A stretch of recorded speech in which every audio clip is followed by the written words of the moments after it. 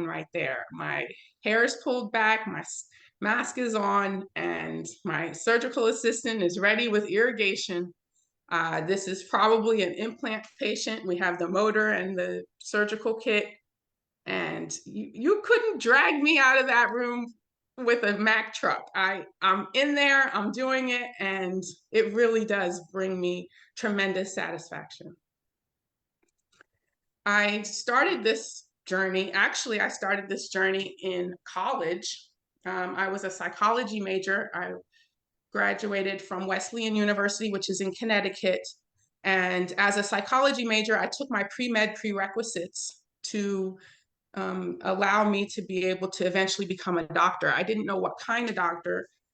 Funny little thing is that as a psychology major, I took architecture and I took sculpture.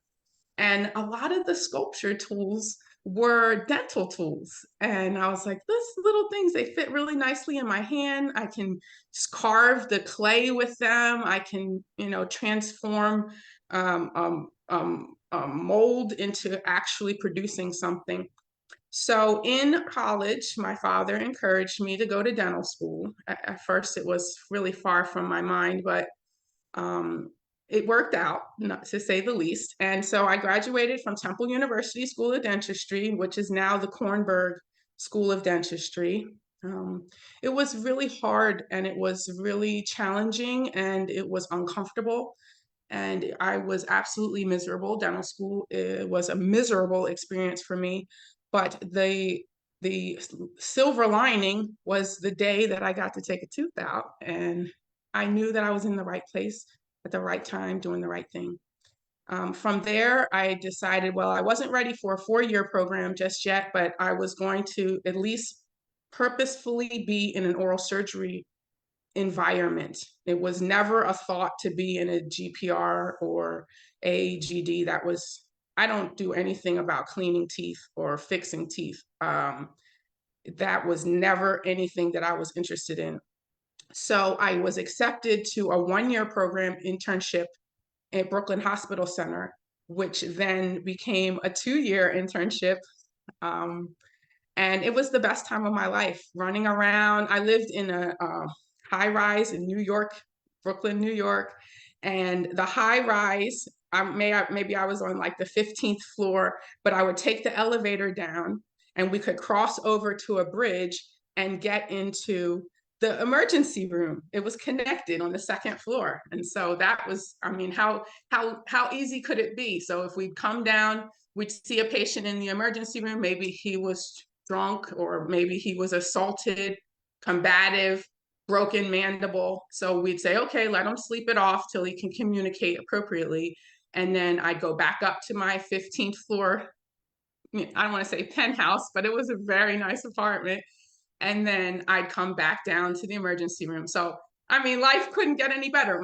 My home and work were literally in the same building. And I learned so much and just really immersed myself in oral surgery. And so then I got accepted to Howard University, a 4-year residency program. And the beauty about Howard's program is that we rotate to different hospitals outside of Howard. We had a rotation at Georgetown University with Dr. Jeffrey Posnick. He's a world-renowned craniofacial maxillofacial surgeon. We had rotations at Washington Hospital Center. We had rotations at Children's National Hospital. So I had really good exposure with cleft lip, cleft palate, repair, really just diving right into oral surgery. I'm not really someone who treats TMJ. I have my own philosophies about that, but we did everything, including TMJ, orthognathic surgery, trauma, of course, your regular dental alveolar, and we had a clinic, so we would do third molars, just the whole gambit. And I mean, I was totally infatuated at that point. You couldn't tell me anything. My passwords were oral surgery, everything, my whole life, oral surgery, oral surgery, oral surgery. And so since then, I've been practicing maxillofacial surgery for the last 10 years in a DSO. And 3 years before that, I was practicing in private practice in Philadelphia. Currently, 2022, I matched up with Dr. Justin Moody in Tempe, Arizona, USA at the Implant Pathway. Implant Pathway is another really like just a mind machine, a churning of people who are thoughtful and people who are totally involved with surgery and implantology specifically. You know, it's a breath of fresh air to be with general dentists who have the same passions that I do. And I am one of the only oral surgeons who teach at Tempe, Arizona. There's another one, but I think he's only didactic. But to be around other people who have the same energy, it really is just gratifying, and it helps me learn. I'm learning as I'm teaching. And so to the folks out there, Implant Pathway in Tempe, Arizona, really good place to be. A very solid foundation and a solid education. In my private practice, on a routine basis, we do more than 50% of our practice is dental implants, and 90% of the implants are immediate implant placement. If the patient is coming to me, the patient's referred for a tooth to be removed, believe me, they are leaving with an implant. That is just as natural as they come in to buy shoes, they're coming out with a matching belt. It just goes hand in hand, because they know by the time they're finished speaking with me how important it is to replace the tooth. They may have been thinking about how much it hurt and how it was keeping them up at night, and it's unsightly, or it hurts, or something about that. But they will realize that it is most important that they replace it. And so I try to really just drive in the education, the function, the aesthetics of what's going to happen after we take the tooth out. That's the easy part. Most of my patients are sedated. We do provide sedations. We provide full mouth extractions, difficult extractions. Those are my favorites. Impactions, socket grafting, ridge preservation, ridge augmentation, sinus lifts, tori reduction, another fan favorite, tori reduction. Sometimes the tori are so big, they're practically kissing. We allow for the patient to be able to breathe more comfortably. They're able to move their tongue more comfortably, less trauma now that the tori have been reduced. Specifically, third molar extractions, coronectomies, biopsies. So on a day-to-day basis, I don't even know the schedule. I come in and it's kind of like boots on the ground, who's first, get to know them, figure out what their concern is, encourage and educate them, and then move forward. And that's what I hope to express to you all today. Thank you again very much for being here. My purpose today is to show you how easy it is. All right, let's get started. Nothing is impossible. So maybe you're looking at that tooth and you're thinking, gracious, that looks terribly decayed, non-restorable. Clearly, it's tooth number 19. There's a cavity on the tooth adjacent. You have to be very cognizant not to damage that tooth in any way. You really want to make sure that you don't feel intimidated. You can do this. If I can do this, I can teach you how to do this, and you can do this too. In this situation, you certainly want to take your time, make sure you're holding on to the mandible, giving plenty of support. You want to put your finger on the tooth. You're going to start to feel it moving. You want to feel bodily movement to ensure that you don't start breaking it apart. I want you to also notice in the back, you'll see that little circle. That is my purposeful intent of identifying where tooth number 18 will go, because after 19 is removed, we may lose some of our anatomical structures and boundaries. So we just utilize it as kind of like a landmark. Once this tooth 19 is removed, then we can place 18 and 19 as an immediate. When you're using a cow horn, you want to allow for the forceps to wedge right down onto the furcation. You can hear the patient kind of moaning a little bit. That's okay. He's sleeping. You just crank up the music and get the tooth out. You're going to do bodily movement up and down, pumping, and also rock side to side rocking of the 23 forceps. Nothing is impossible. There you go, guys. You can do it. The primary goal of this course is to present clinical guidelines to achieve adequate to ideal bone volume for implant insertion. The process begins with the preoperative surgical planning, atraumatic extraction of hopeless teeth, and tooth grafting, and continues to the use of a barrier membrane and guided bone regeneration. Most important, atraumatic extraction is a must. We don't want to get to a point where you're trying to take the tooth out and you have to damage bone to do so. You're trying to keep as much bone as possible. If bone does come out with a tooth, it's not the end of the day. You know, it's not the end of the world. I'm not a periodontist. Periodontists, they get a little quirky about buccal plate. If the tooth comes out, that's good. But what you're trying to avoid is to not remove any bone as possible. And the way that it sometimes happens is that you're trying to take the tooth out and you will break the tooth trying to conserve the bone. Don't get into that situation. If anything, try to take the tooth out in whole.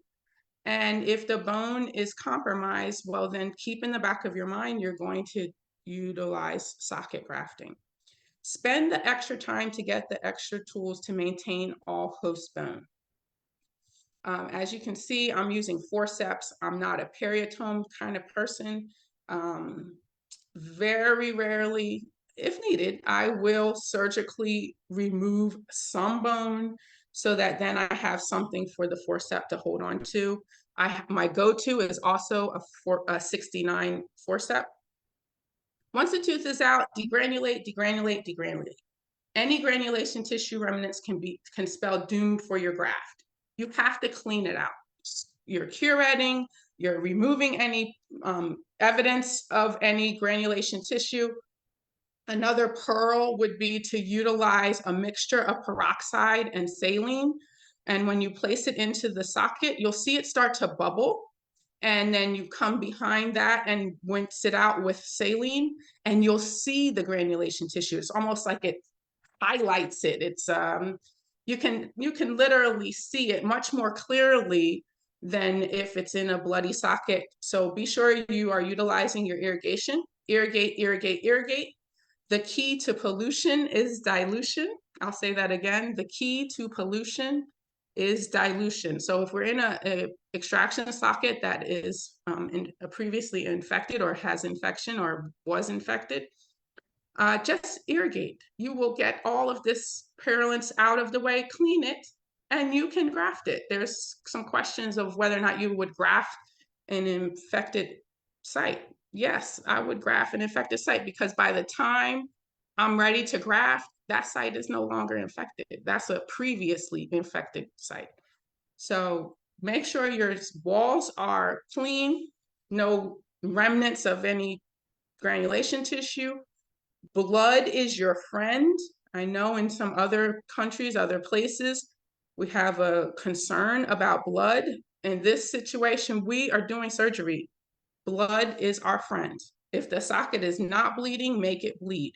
Curette or small perforations with the drill just so that you can get active blood flow. Because remember, the blood is bringing all the BMPs and bringing all the ingredients that we need for healing. Blood is our friend. A dry socket is not going to be helpful in any way. No tension on your sutures, folks. Sutures are not there to pull edges of flaps together. In dental and in residency, we used to say approximate, don't strangulate. Do not be especially aggressive to get it closed. We know that these sites are going to be healing with secondary intention.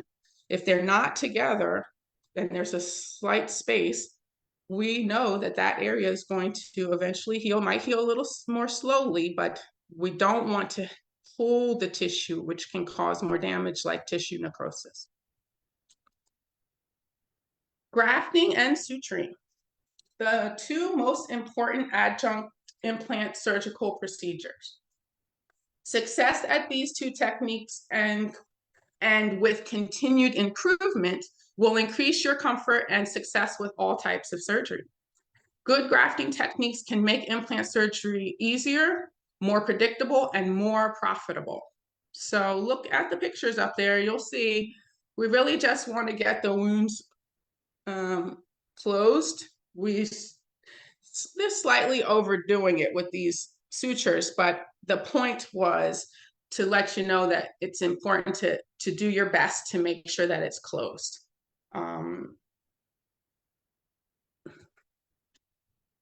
So, indications for grafting.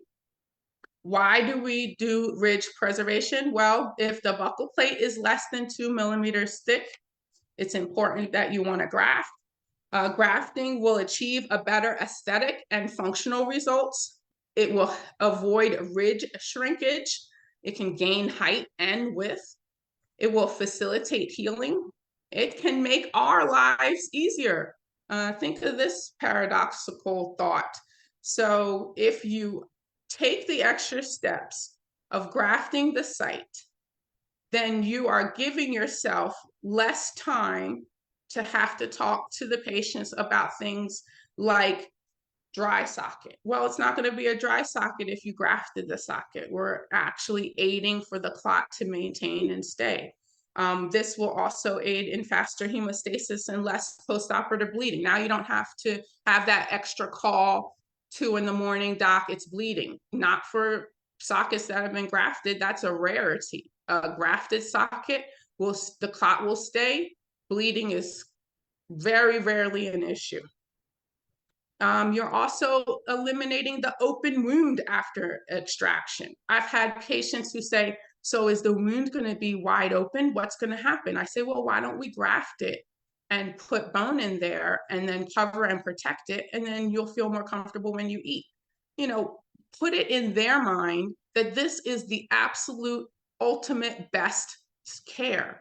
This is the way to make them feel more comfortable and at ease. You are reassuring them that after a socket has been grafted, then they will have more predictable future implant placement. Just reassure them. Just make it as if this is their idea, okay?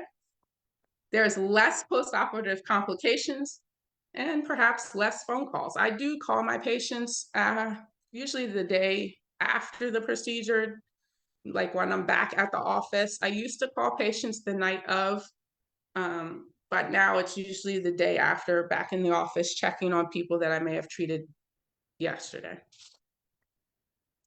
Another indication is that with sites maintaining volume is critical to minimize risk of involving anatomical structures. So looking at the panoramic at the bottom, this patient came in, he needed 2 teeth removed, and you can see there, site number 3, that the sinus is clearly something that's going to drop down, pneumonize. So you explain to the patient, well, we're going to put bone in now, so we don't have to put bone in later. You know, we may need to put bone in later, but we certainly wouldn't need something aggressive or something that would be more expensive. Let's graft now to avoid needing major grafts later. And that helps the patient understand, okay, we really are doing something to plan for the future. When you graft the maxillary sinus area, you're doing that so that you can eliminate the need for having the implant into this, perforate into the sinus. You're grafting at that site. You also want to keep in mind to graft on the mandible, and you want to graft on the mandible in area on the bottom, on the bottom left or right, because we want to keep in mind of the inferior alveolar. Okay, so for everyone who's awake, paying attention, I have one question for you. And I would like you to answer it in the chat box. The question is, let's see if I can maneuver this computer. What is the most common extraction socket to be grafted for future implant placement?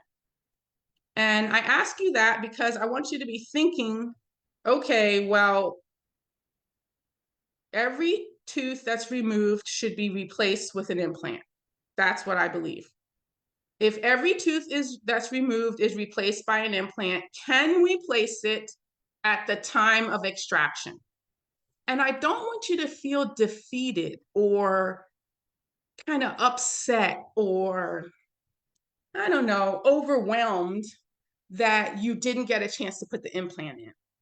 That you don't take that mindset of disappointment out of your mind, because in reality, you have only set yourself up for positive things in the future. So if you look very carefully at tooth number 31 on the top left, you can see this is a really big tooth. This is some gigantic roots here, and they are convergent. Okay, that's important. If the roots are coming together, then you won't have any space for an immediate implant.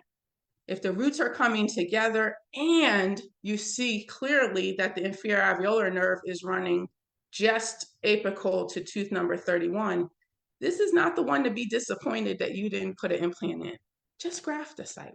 Just graft it for future implant placement. It clearly was taking up a lot of space. The tooth was taking up a lot of space and affecting your ability to have initial stability. When you are looking carefully on the picture on the top right, you'll see that you can barely see the bone graft material. It's almost like, and this is immediately after. I take x-rays immediately after grafting so I can post them for you all to see them. I don't necessarily need to take the picture. If you want to take a picture because you're learning and you're making sure that things look in good condition, that you have filled the void completely, no problem. I take the picture so I can show you how beautiful it looks after we took the tooth out and have grafted at that moment, and practically looks like a healed socket. I had to outline on the bottom right so you could really even appreciate where the socket is. And also I highlighted the inferior alveolar nerve so you can appreciate that this really was something that needed to be grafted. Don't get confused. Not every site can be an immediate implant. Grafting is important, and it is certainly in preparation for future implant placement.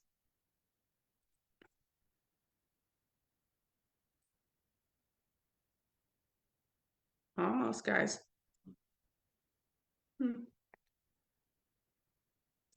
Okay, good. Okay, so a third indication is when the patient with high aesthetic demands, such as a high lip line or a thin biotype, which is prone to recession, even if they're not doing an implant, graft the site. Graft the site for any reason. There's no reason not to graft a site. If the patient is saying, oh no, I'm not going to get an implant today, just take this tooth number 9 out, the one in a central incisor, left central incisor, small gingival fistula. They say, oh no, I'm not going to get an implant. I can't afford it. Well, they need to be grafted, because one day when they want to throw the flipper out the window, the little false tooth, and they're ready now to decide to put an implant in there, that graft will certainly be helpful. So please, even if you're not intending or the patient doesn't intend to put an implant, graft the site, explain it to them, make sure that they know that this is what's best. And please graft the sites in patients having multiple teeth extracted. And this is very important for preserving bone. You can see here in this image, very little bone, missing teeth, mobile teeth. Graft the site. open everything up, clean out all your granulation tissue, all the tissue that makes this periodontally involved, and just put bone graft everywhere. Top, bottom, left, and right. You can place a membrane, cover and protect the wound. You can have the patient wear their full upper, full lower. Just be sure that you are grafting these sites. Classifications of materials based on the mode of action. Osteogenesis refers to the formation of bone from living cells transplanted within the graft. Osteoinduction refers to the property of material to induce differentiation of undifferentiated peripulpal cells towards an osteoblastic phenotype. Osteoconductive and material is analogous to a scaffold or framework into which existing bone cells may grow. When I'm speaking to the patient, I'm a big person to draw pictures. So I'll draw the picture of the empty extraction socket. I'll clearly explain to them that we're going to place an implant at the time of extraction. I'll draw a little bit of dots around the implant indicating that we're going to graft the site. I let them know that the graft material is a scaffolding so that their bone will permeate through and the entire area becomes solid. Pictures are worth 1,000 words, and sometimes they really get it. They say, you know, I say, do you have any questions?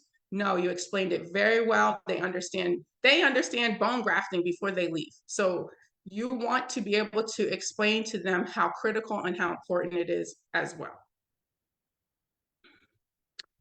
Autogenous graft. So this refers to a transplant of viable cortical cancellous bone from one location to another within the same patient. So for instance,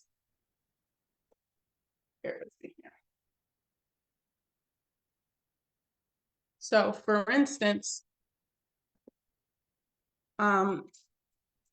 you can graft, you can take bone from the hip, the ramus, the chin, but that would require a second osteotomy site.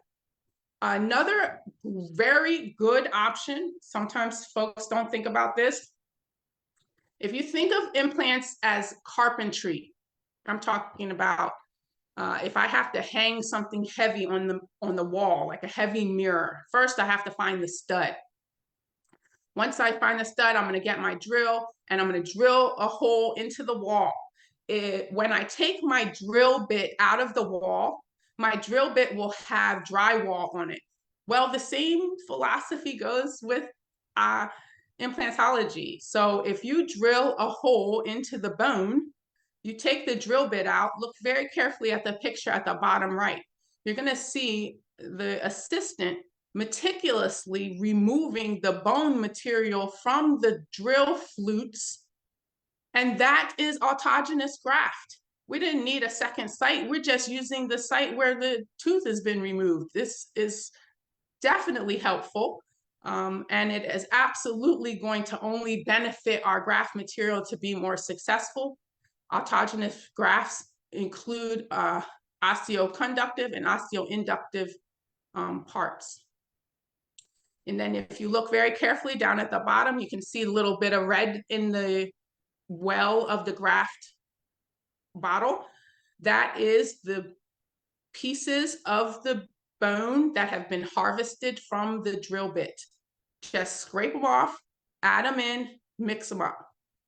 Allograft refers to a transplant within the same species, such as human use of demineralized freeze-dried human bone or freeze-dried dermis in human subjects. The most popular graft in the USA is allograft. It provides a scaffolding for bone growth, osteoconductive and osteoinductive, and it's often turned over by the patient's body in 10 to 12 weeks. It yields good bleeding bone upon re-entry for implant placement. So adding autogenous bone graft to your allograft only makes it more successful. And I do want to note a lot of the images that you're going to see here today are going to be grafting material that is a particulate matter. I use particulate matter.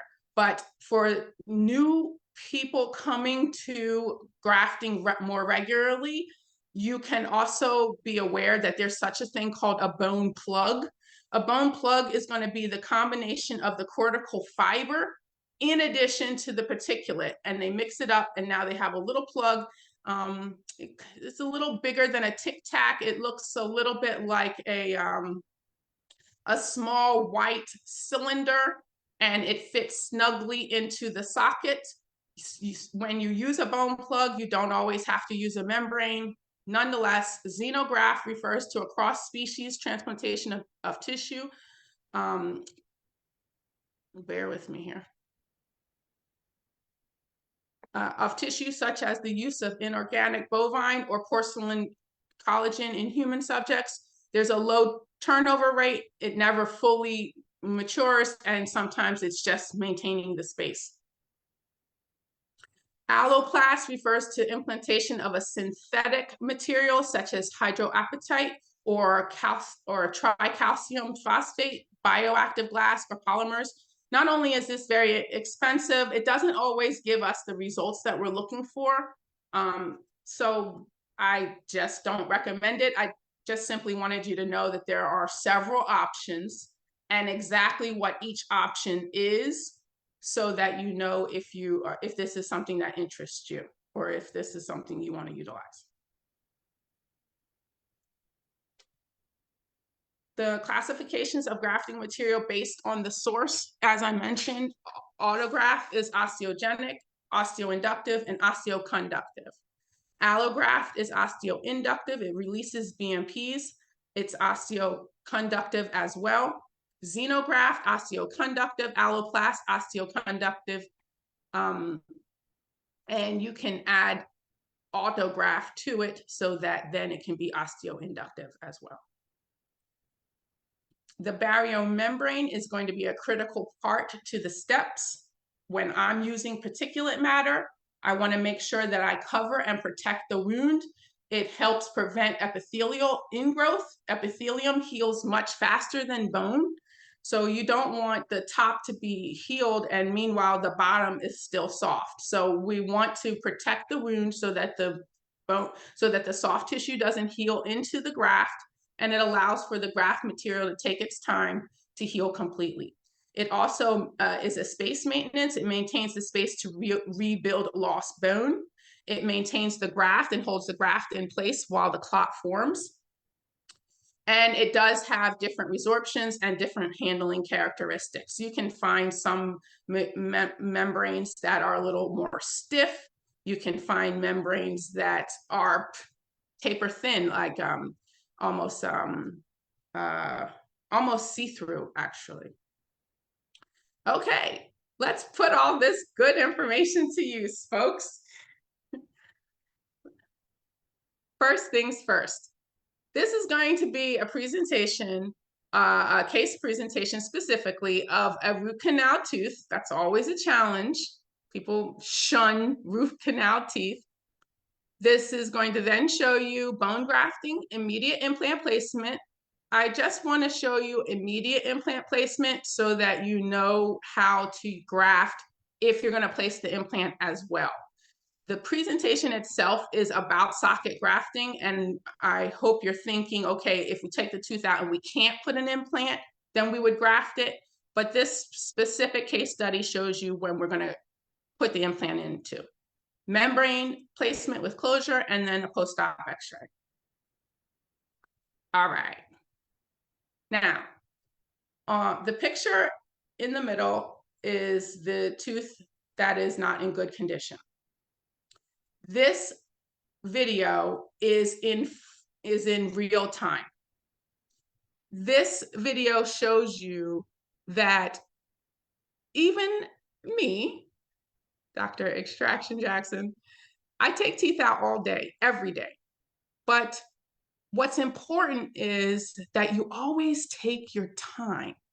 You know, there's no reason to be rushing or harried or preoccupied or nervous or thinking about other things and why are you taking so long. I put this video specifically, and you'll see, we're going to get the tooth out by the time the video is over. But my purpose here is just to say, take your time. It really doesn't matter how long it takes to take the tooth out. What matters is that you did your best and that you were successful in trying to remove the tooth without damaging other structures. If you look very carefully, the adjacent tooth has a crown on. So you really don't want to elevate too much because you are in danger of possibly knocking that crown off or damaging that crown. Just take your time.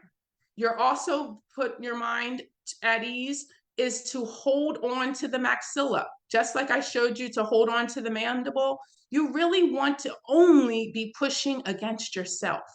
You don't want to be pushing against a patient's head that's moving. I don't even really I really won't even accept if my assistant is holding. I want to hold. I'm taking the tooth out.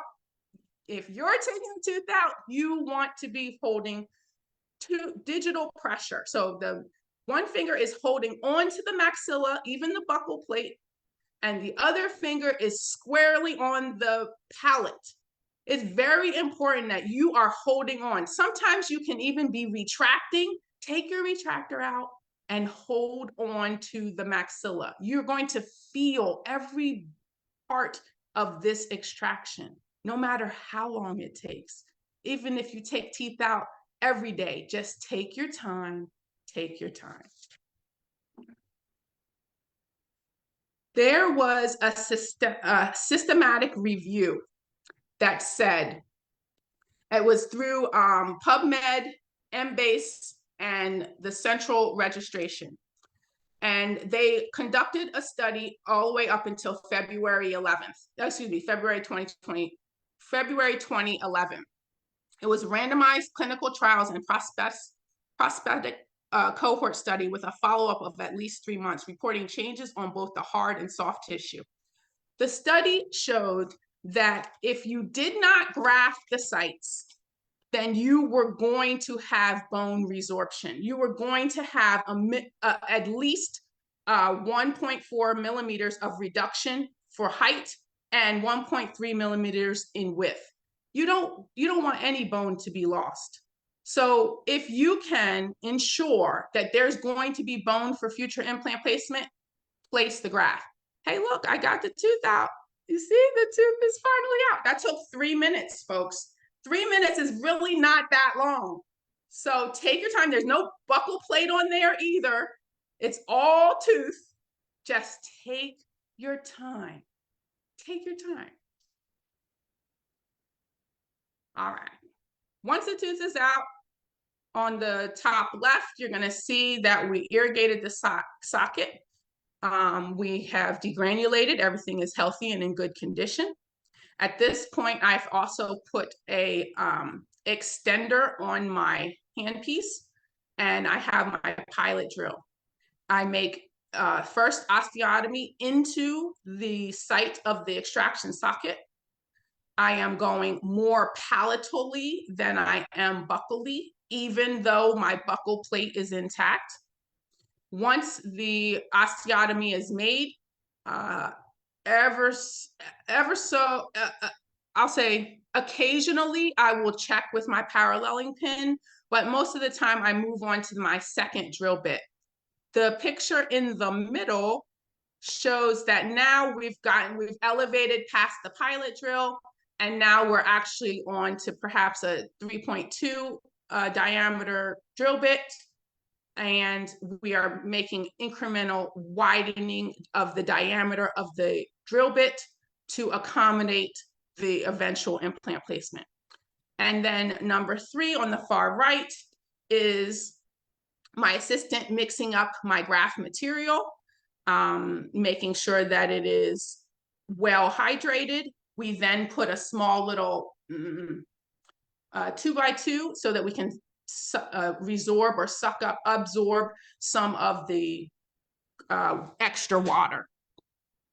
And now I'm coming right over to my implant site. You'll see that there is a paralleling pin in that site.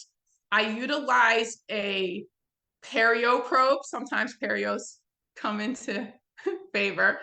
The perio probe is very useful, the back end and the front end. One, to get the graft material into those little tiny spaces, and then the front end to really just pack it in nicely around the paralleling pin. I think that this is my own technique. I'm not sure where I picked it up in my training, but I don't see a lot of people doing this. So I thought to bring it to your attention so that you can consider it when you're placing implants as well. So the idea is you are not supposed to touch any of the threads of an implant. So my mind was thinking, well, how am I going to get the bone graft there if I'm not supposed to touch the threads? Or I don't want to fill the osteotomy in and then come in behind with a bone, with the implant. It just seemed like some of the bone graft material would then be removed if I tried to put the implant in a grafted socket. So after it's packed buccally and lingually, or labially and palatally, completely packed all around the paralleling pin, and make sure that you put a floss on your paralleling pin. You do not want any concerns. I am also a strong advocate of placing a throat pack. There is nothing wrong with a throat pack. It can save your life and someone else's. Okay. Now on the top left, this is the exact moment when, after grafting very carefully around the paralleling pin, I'm going to pull the pin out. And voila, it makes the exact perfect place for me to come now with my implant. I feel very confident and secure that this site is grafted well. All my bony walls are in good condition, and I just come right in with my implant. After I place the implant, I always put my implant motor on 50 newtons. So every single one of the implants I place is at 50 newtons. I very carefully try to disconnect the extender from the driver, and then I will take the driver out and put the cover screw on, and I put it finger tight. You can place it in and you'll feel it just at a point where it won't move any longer. You don't have to overdo it. Don't push it. Just as long as it's finger tight. There's our finger tight. That's my fingers. And then after it's finger tight, I put on the last little scoop of the bone graft material. And then in the middle, you'll see that I'm coming behind and I'm coming to cover and protect the wound. The membrane can be tucked underneath the labial mucosa. It can be tucked underneath the palatal mucosa. It can really just fit perfectly in the bone grafted site. You don't have to overdo it. Don't work so hard on things that don't matter. Work hard on the things that are the big issues. Don't get me wrong, it's important to be meticulous, but you don't have to overdo it. Enjoy yourself, have fun. This is you on stage. This is you taking your time, grafting the site, approximating the wound edges. Someone needs to hold down the membrane so that it's not moving all around, and just take your time to eventually secure the membrane.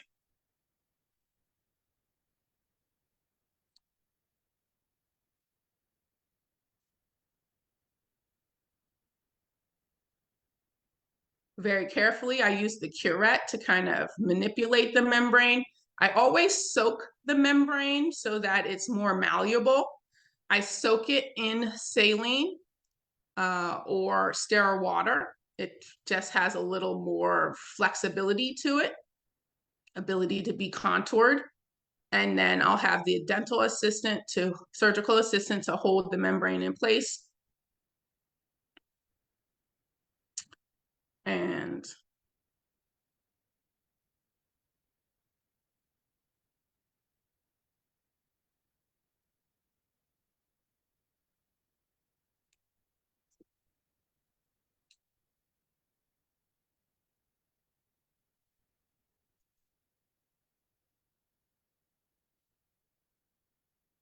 just take your time. Usually in my office, I'm playing some music. We call it good vibes music on Friday. Depending on the patient, we'll play Jimmy Buffett or we'll play the Temptations. Just make sure that you're in an atmosphere that you don't feel rushed or under stress. And it will help you give quality care to the patient as well. I will also utilize a 2x2 to kind of dab the area. Sometimes suction is a little too aggressive. After I've dabbed the area, I can see the membrane a little better. I can see the sutures a little more clearly. You can actually see the figure 8 over top of the membrane. Finishing touches, we'll suction all of those last little bit of particulate matter. I'll tell the patient that they may taste something grainy like sand at the beach. I tell them that it is just the overfill or the extra bone graft material that they can just rinse away. So this is the before and after. That is our root canal tooth just butting up against the maxillary sinus. And we also have our immediate implant equally butting up just against the maxillary sinus. Okay, case number 2. Oh. Case number 2. This is a failed implant and a ridge augmentation.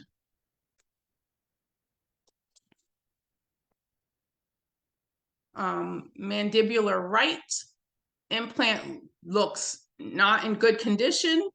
You can see some calculus around the implant. Doesn't even look like it's ever really been restored.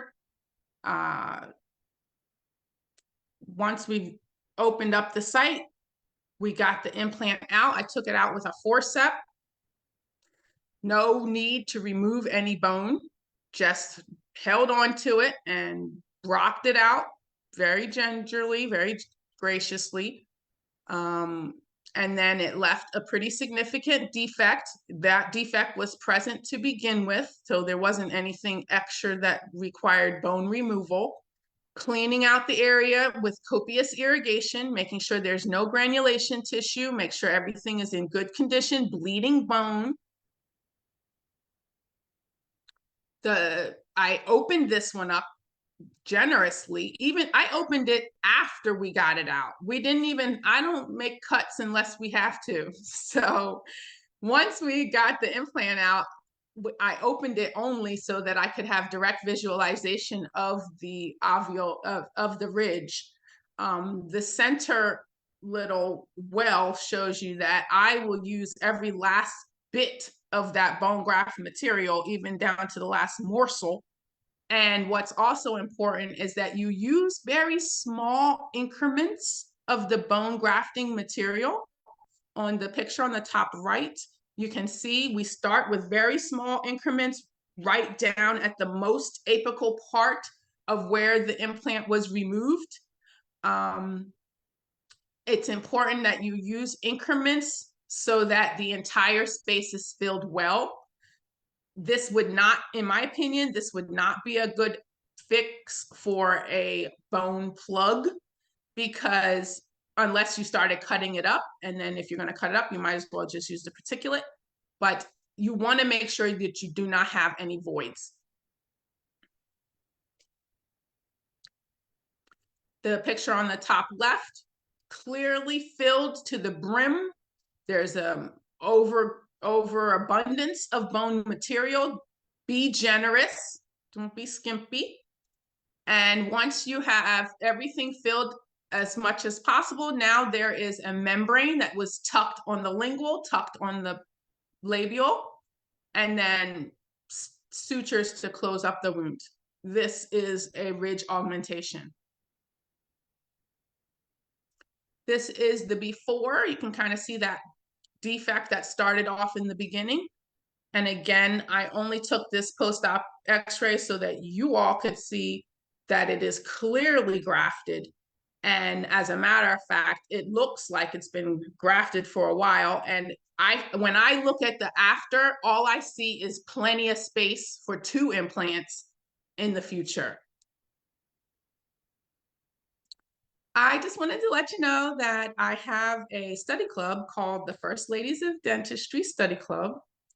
It is women in dentistry. Sometimes folks don't realize that there are that many women of color in dentistry. I just always try to get everyone to come to the same location so we can vibe off of each other and get good information and learn new things.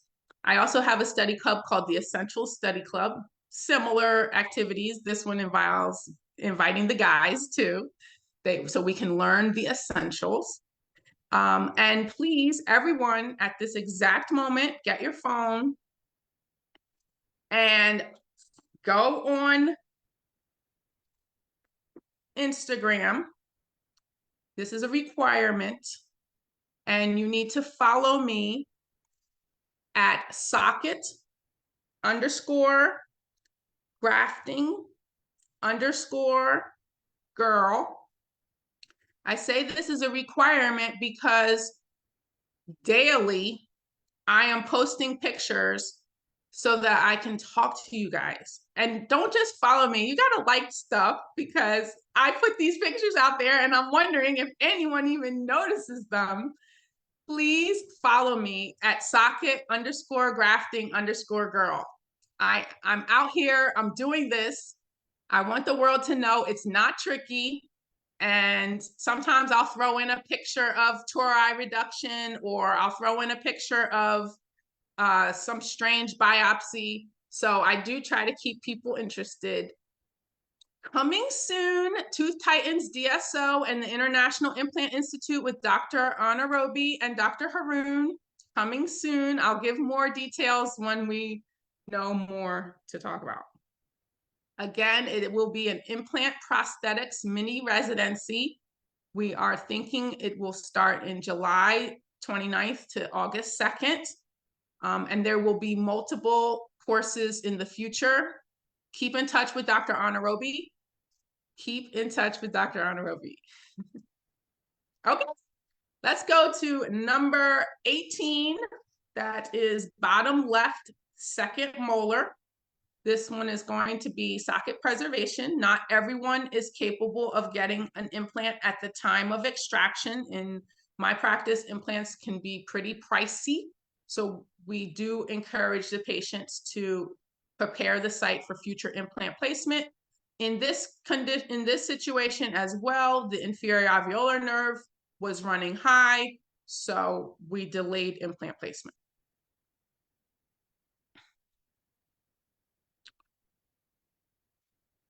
Okay.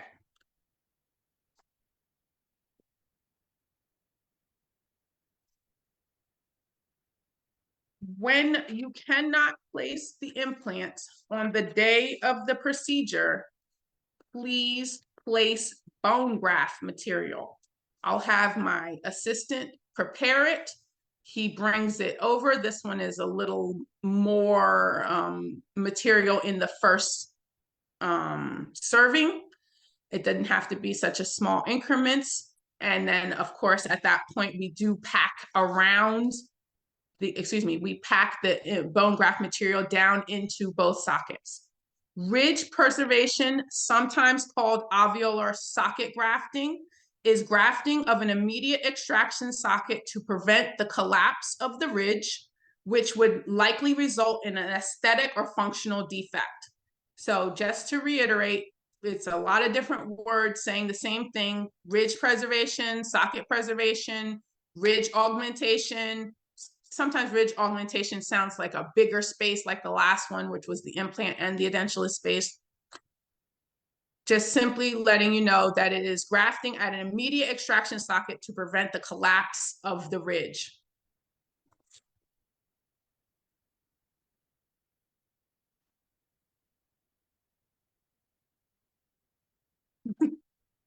Follow me on Instagram at socket_grafting_girl. Follow me on Instagram. I always add music to them too. I want to see my Instagram blow up, folks.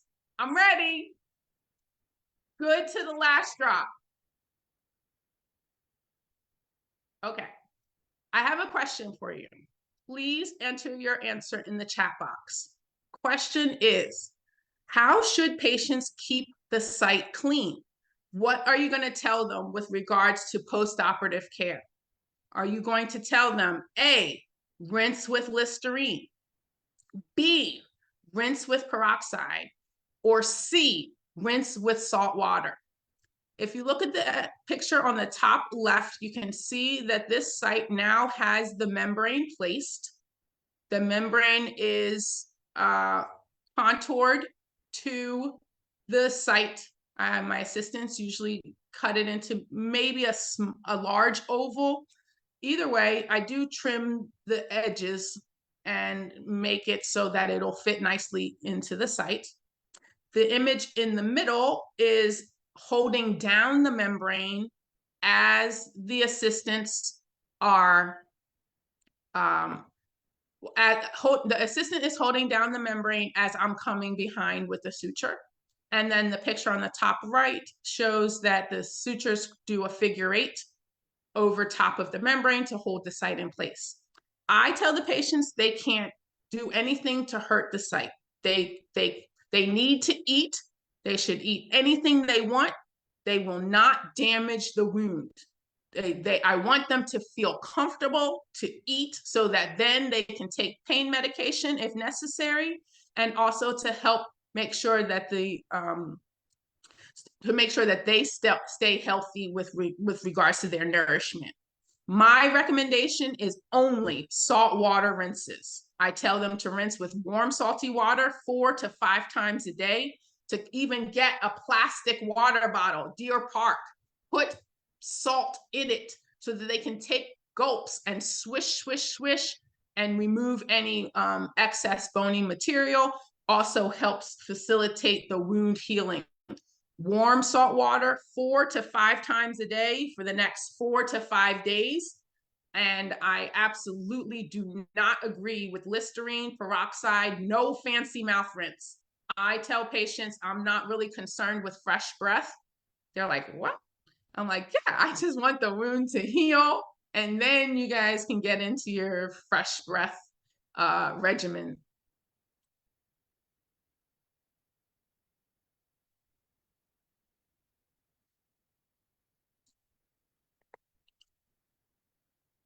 Complications of bone grafting. So the only thing I could think of was that there would be insignificant bone. I found this x-ray and it says not getting bone graft to fill the socket. This is when I am meticulous, is when I am making sure that each increment of bone fills in the spaces completely. This picture on the bottom right is horrific. This should never happen. This is a no. You need to, if you take the x-ray and it looks like this, sit the patient down and let them know that you're going to make some minor adjustments. And the minor adjustment is you need to graft the site because that looks horrible. You didn't get any bone down to the apical portion of where the tooth used to be. And that's exactly where the bone graft needs to be. So in my opinion, absolutely, you want to be mindful of making sure that the graft is placed diligently at the most apical point of the socket. And this is not like amalgam, so you don't want to over condense. You just want to make sure that you visualize that it even got down to the bottom, and then small increments, maybe utilizing the perio probe, whatever you can get, so that you can get all those little bone particulate matter down to the last part of the socket. Another complication I thought of could be that there could be an infection, but in my office, we certainly do give patients antibiotics.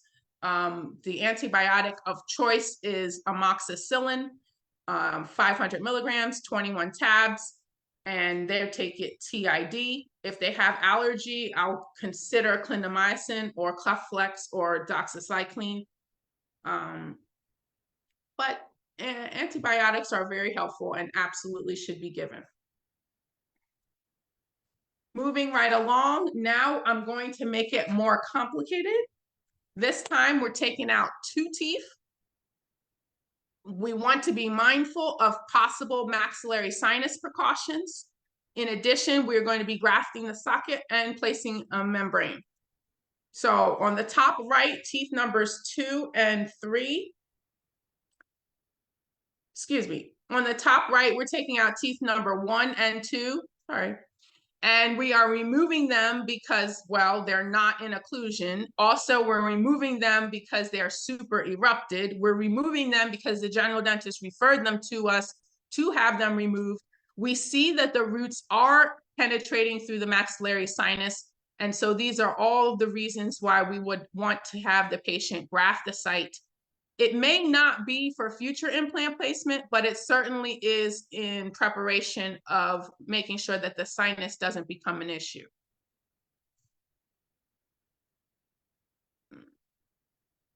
Okay, hold on. Okay, well, that was it. So there's the 2 teeth. They're out. Didn't take 3 minutes for that one. And now this situation is really just to show you taking your time to graft the site. This one, I'm using a new instrument I'd like to bring to your attention. It's called a packer. The packer is here because it can put larger quantities of bone graft material. We don't need the perioprobe in this situation, not that delicate. Really just get all the bone graft material in. There may be some excess. You utilize the gauze to remove any liquid so that you have good visibility. I just want to emphasize, extract the tooth, clean the site, graft the site, suture over the site. That's it. 4 steps. You know, if this was cooking, extract the tooth, clean the site, graft the site, suture the site. That's it. 4 steps. And this is the 4th step where the site is sutured.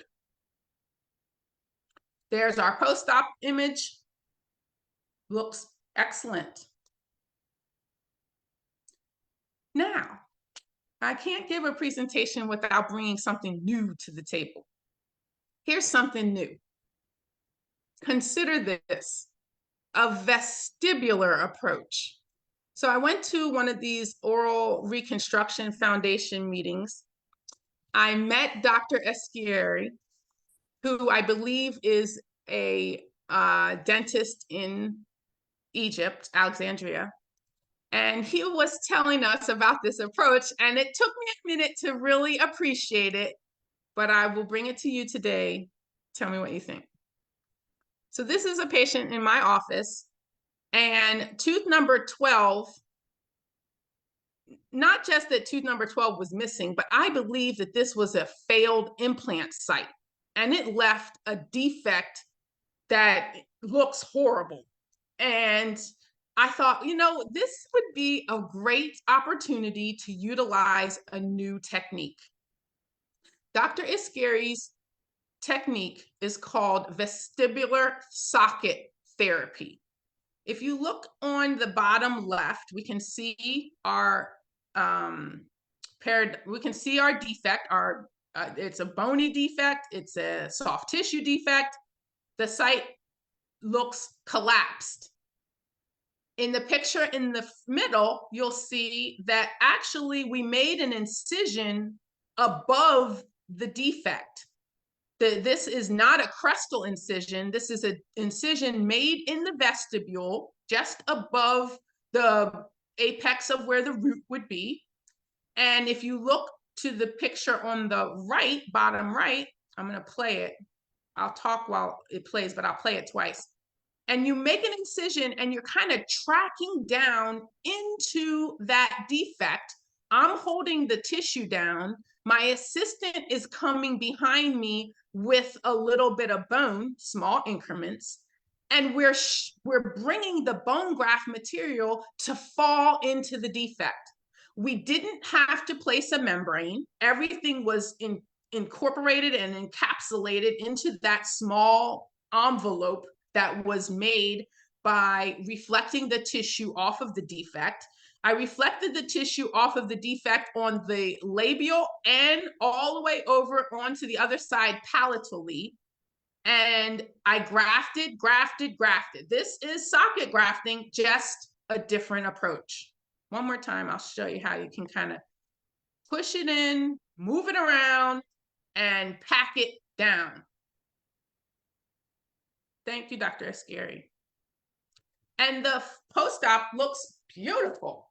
So you can see on the top left, that is with the tooth that has a cavity in it, but you can start to appreciate the bulge of the bone graft material. And now you're moving in the middle one to the actual edentulous site. You can see the bone graft material on the palate, and on the picture on the top right, you can see the bone graft material also on the labial aspect. So the entire defect was filled in very nicely for future implant placement. Okay. This one is for the ones who like a challenge. Okay, so last one was 2 teeth, something new. This one is for the folks who are ready for something that's not going to just walk in every day. This is retained primary tooth. This man was approximately 60 years old and he had a retained primary tooth. His goal was that he wanted to close all the spaces, and if that included braces and future implant placement. Well, one of the spaces was the retained primary tooth. And then the other part to this is that the retained primary tooth was present because the adult maxillary tooth was impacted, number 7. There was also something on the image that looked questionable, which we did biopsy it, and it turns out it is a sclerotic bone. That was the pathology report. We knew we would be involved with poor wound healing because he was diabetic and had very elevated blood sugar. We didn't know we would come across tissue necrosis, but I want to show you what are some of the things that can happen. This required secondary wound healing, and there was also the question of whether or not there would be a possible nasal oral communication. All right, so January 2022, 1 year ago. Patient presented to the office. You can see the retained primary tooth, top right of the patient. My CT scans allow me to also decrease the density of the bone. So when we remove some of the bone, we can see that there's something in that area on the maxilla, top right, above the retained tooth that we just call question mark. So it was kind of like, okay, well, we're going to remove the tooth, we'll remove that, whatever it is, and we'll send it to pathology. Well, lo and behold, if you look especially carefully, you'll also see that there's tooth number 7. This is the ones that they send to me, and this is why I get up in the morning, because I'm like, wonder what we have today. So tooth number 7 clearly rubbing against the floor of the nose, possible nasal communication. And so the idea is, if we take this tooth out, certainly do want to graft that site. Well, it didn't go so smooth. I'll say this. I don't think the flap was as nicely done as it could have been, but in reality, I don't think the flap was the problem. So the blood supply is fine. Clearly, it's a bloody mess, but the flap was thin, easily friable, which is kind of odd because for palatal tissue, it's usually a little more tough. We reflected the tissue. You can see the hole. Fortunately, we were able to remove the sclerotic bone. I did get a good biopsy specimen. I was able to remove the retained primary tooth. You can't really see it, but believe me, there's a socket up there. And the reason this hole is so big is because I was digging to go get tooth number 7. But again, the blood supply was adequate. This was not a dry area. The procedure itself took place on February 10th. The January was just the consultation. So now it's February.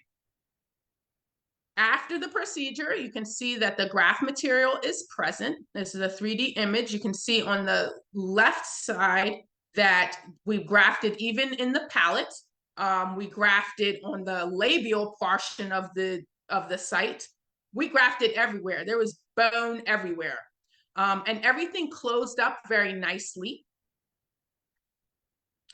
And then he came back 7 days later and it looked like this. His wife was highly upset because her concern was his breath. And I'm thinking, again, I'm not concerned with fresh breath. I just want the wound to heal. Don't be alarmed. Yes, we grafted the site and we also put a membrane. So what you're really looking at is the membrane. I do think it's because of the friable maxillary tissue. It probably did have an odor. This is tissue necrosis, and the patient was not having any pain. He just simply, let's just say, wasn't comfortable eating. It wasn't that it hurt, it wasn't comfortable eating, and I can understand that. On February 22nd, the necrotic bone had fallen out. It could happen to you as well. Do not be alarmed. Time heals all wounds. Finally, the necrotic bone fell out. I'm sure the odor was much better. I then, at that point, did give him a bottle of Paradex so that he could continuously irrigate the wound. But I also wanted to give him something so that he wouldn't get any food into the site. And the idea was, let's do a suck down. A suck down is a model, and we put the model on the machine so that a plastic tray can be made. We put material into the void so that the suck down didn't go into the void, but actually laid flush to the wound. After he started wearing this suck down, he was very happy. Everyone was happy. The wife was happy again. And now March 24, he's looking much better. He had been wearing his suck down. I forget what we called it, not a occlusal guard, but like a S6. A stent. What did you say? I said S6. S6, okay. Yeah, S6 is stent, S6, yeah. a stent. Yeah, a stent. So S6 usually in my mind has teeth on it. This was no extra tooth there. It was just to cover the roof of the mouth. But thank you, Dr. Honorable. Yes. A stent is reasonable explanation. So it's getting better. Well, lo and behold, he disappeared. He absolutely disappeared with the hole in his the hole in the palate. Patient was admitted to the hospital due to diabetes. His diabetes was not under control. Perhaps, maybe not perhaps, but absolutely contributed to the tissue necrosis, absolutely contributed to poor wound healing. Maybe it really wasn't my flap, could have been the combination of the two, but he was lost. And of course, this is the kind of ones where you think about them at night, like, I hope he's okay, wonder where he's going. There was never a nasal oral communication. So even though I did remove tooth number 7, when he was drinking water, it was not coming through his nose, which is always a positive. Sometimes an nasal oral communication can make things even more of a problem when it comes to healing, because now it has to heal from both sides. At least now we knew it was just the palatal aspect that needed to fill in with bone. So this is about March. disappeared. Here's my guy. May 5th, 2022, and looking good. This I consider success. It might not be perfect, but he can eat. His wife is not concerned. He is not wearing this palatal splint. We took out tooth number 7. This pathology is gone. The primary tooth is gone. You know, on the things to do, I put a check. I grafted the site, so I know there's some bone in there. And now his next steps, which was his goal, which is to now start closing spaces, which at 60 years old, he's going to start closing these diastemas. Good luck, ortho. When he comes back around, then we can put in an implant at tooth number 7, site number 7. I'll keep you posted. Okay, so saline or sterile water is used to rehydrate the bone material. In this image, you can see the assistant picked up a little saline syringe, added the water to the mix, adding the water to the bone particulate matter, mixing it up so that it is a nice gelatinous or cohesive material. And once they have mixed it well, they take out any extra irrigation. And now when they bring it over, they can put it, excuse me, they'll carry it over on the periosteal elevator in small increments, and then I deliberately place it into the socket. I did want to bring to your attention that arrow right there at the membrane at the bottom. I do allow for the membrane to soak in the top of the bone graft material, allow it to soak in the saline or sterile water. Again, making it more malleable, easier to work in my hands. I also use the same periosteal elevator, and I will demarcate or mark on the membrane where I want the assistants to cut the membrane. Actually, if you look real carefully on that, it might not have been the large rectangle. It could have been really that I needed the small rectangle at the bottom, maybe site number 4 or 13, second premolars. It really is just so that I can show them, okay, please cut here, and then I'll work with what they produce. Okay, folks, true or false? Can you hydrate your graft material with local anesthetic? Have you ever been in the surgical suite? You're moving pretty quickly. Someone gives you a tray of bone graft material, and you have your syringe in your hand, and you turn and you put local right in the bone graft material. Why or why not would you ever put local anesthetic in your bone graft material?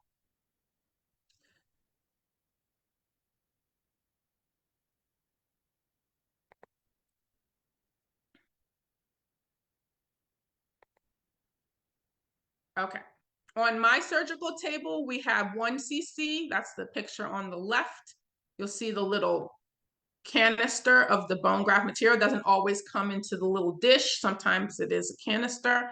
I have 1 cc or 0.5 cc of allograft. I'll have a membrane and a variety of implant sizes.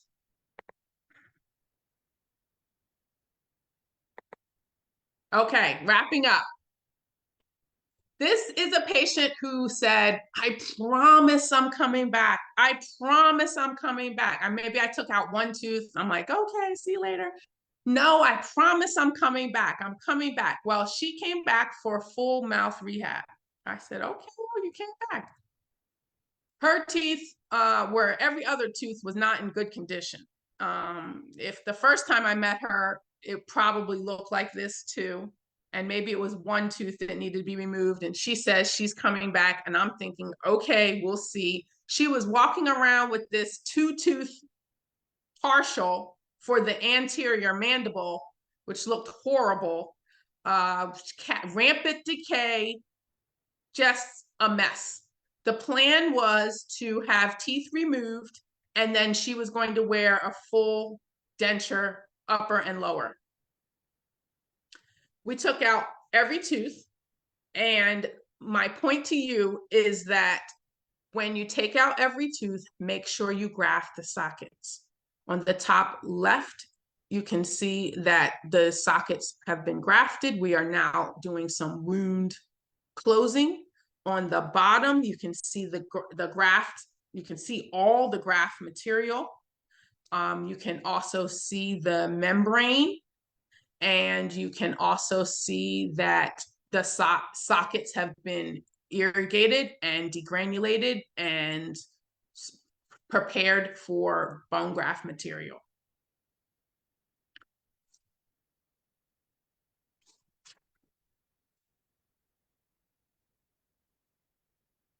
If you graft the sockets, you will have more ridge width and height, close to 2 millimeters, by grafting at the time of extraction. Do your patients a favor. Graft the sites at the time of extraction. It's also important that you document all of your cases. Take pictures. I do, but I do think it's important, and this is my note to you all. This is the patient that's the previous picture here, okay? This is her full upper, full lower. Well, the thing is, I do not want to see my assistant's fingers in there. I don't want you to have fingers in your pictures. You should document your cases. Make sure you get cheek retractors. The lips and mouth will be numb after surgery. She could barely open her lips to show us her new smile. Be sure you get some retractors. If you have any questions about retractors, I got some great ones off of Amazon. My preference is metal cheek retractors, not the plastic ones. But make sure you have retractors so that you can properly document your cases. That's it. We made it. Few last minute things. I just wanted to ask a question out there to all those that have been listening, and I appreciate all of your participation. Question is, when you are placing an immediate implant, do you place the implant in the mesial root socket, the distal root socket, or in the interradicular bone? And the answer is interradicular bone is your target. You want to hit right in the middle. Please follow me at Instagram, on Instagram at socket_grafting_girl. You can also find me at extractionjackson.com. I was Extraction Jackson before I was Socket Grafting Girl. And you can always email me if you have any questions. I am married and I do have a handsome young son. Thank you all for your participation. I appreciate everyone coming this evening. Thank you, Dr. Anarobi. It has been quite the pleasure.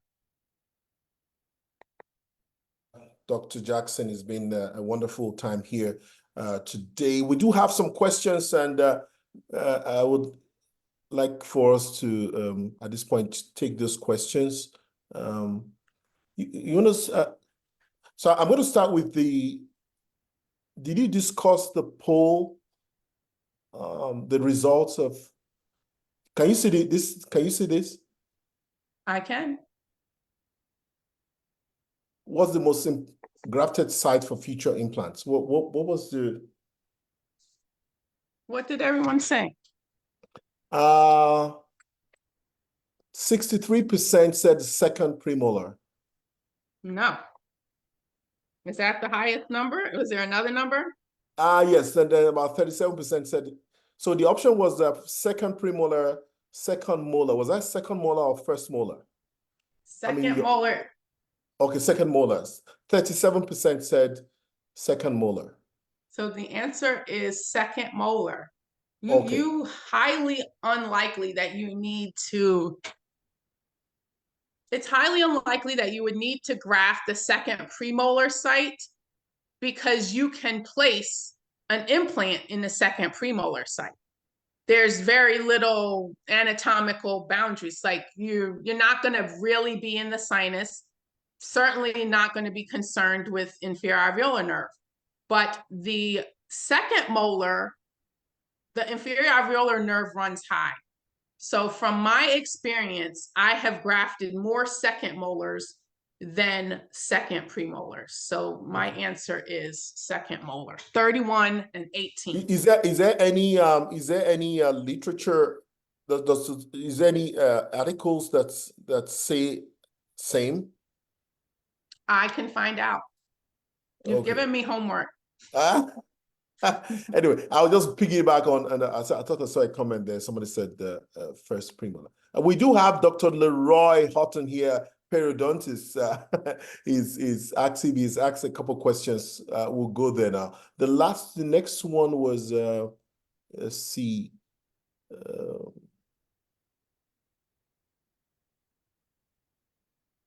How to keep the site clean.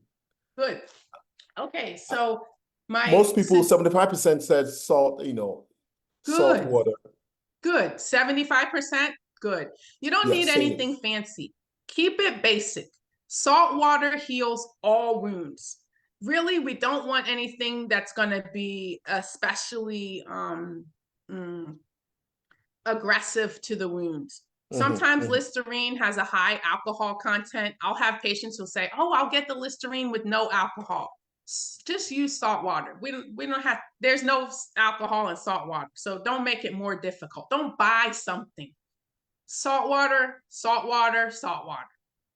All right. And the one on hydrating the graft, obviously 90% said it was false to hydrate with local anesthetic. Good. Did anyone say why? There was a reason here. Dr. Houghton did the pH. Oh, good. 6, and somebody talked about vasoconstriction.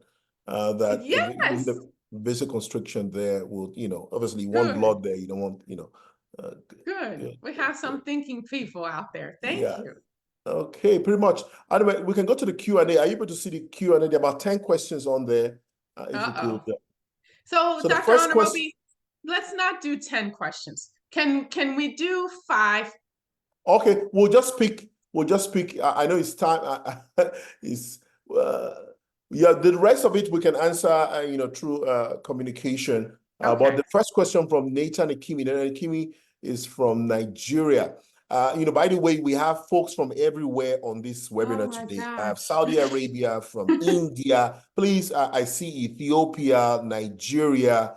There are so many other countries here. Please just indicate where you are watching from, if you don't mind. But it says, Akimi, Dr. Akimi, said, is it wrong to place the implant immediately after extraction and then graft? I guess you would have answered that question in the course of it. Let's think about the question. Is it in...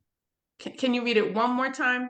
Is it wrong to place the implant immediately after the extraction and then the graft? So that order of operations is not correct. So the order of operations is the extraction and then the graft.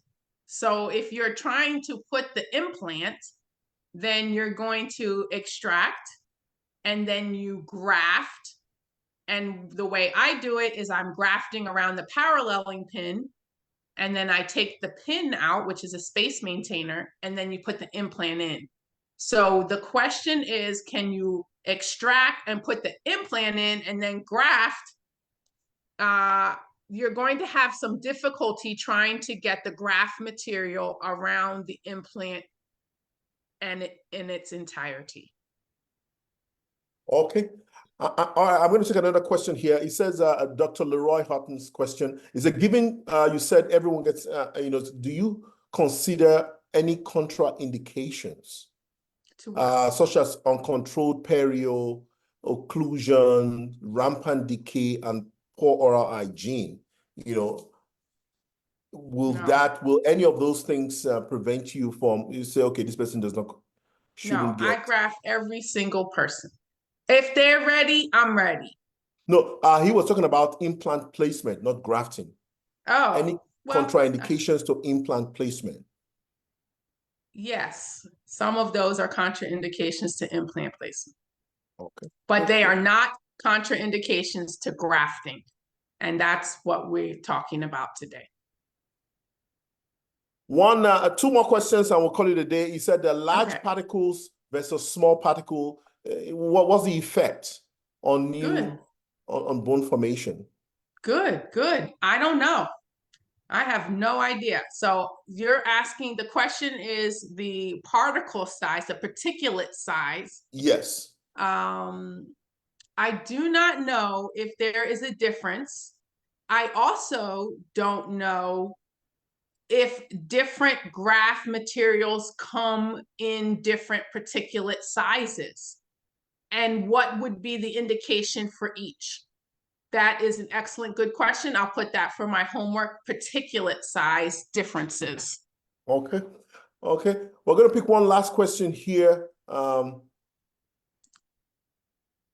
Dr. Kwaku, greetings to all my folks from Ghana. There's so many people from Ghana. The Dean of the Ghanaian Dental, the acting Dean, is on this webinar today. Dr. Sandra Hewlett, is good to see you here. So I'm going to take this question from Dr. Kwaku answer. He said, do we still maintain the regular post-extraction instructions after Yes, grafting? No rinsing, no spitting, and all that? yes, absolutely. Good question. Yes, we maintain the same postoperative postoperative regimen. I tell the patient not to be rinsing until the following day. Excellent question. I do also, just to be in line with the instructions, no straws. Of course, the straw issue is about not getting the clot to be dislodged. And when you are grafted, you're not going to have the clot to be dislodged. But for the sake of simplicity, no straws. Certainly do encourage that they put ice on their cheek if necessary. They should maintain brushing all of their teeth. They don't necessarily have to brush the site. And they need to take their antibiotics and pain medication as prescribed. All right, all right. Thank you so much. I believe that this webinar has been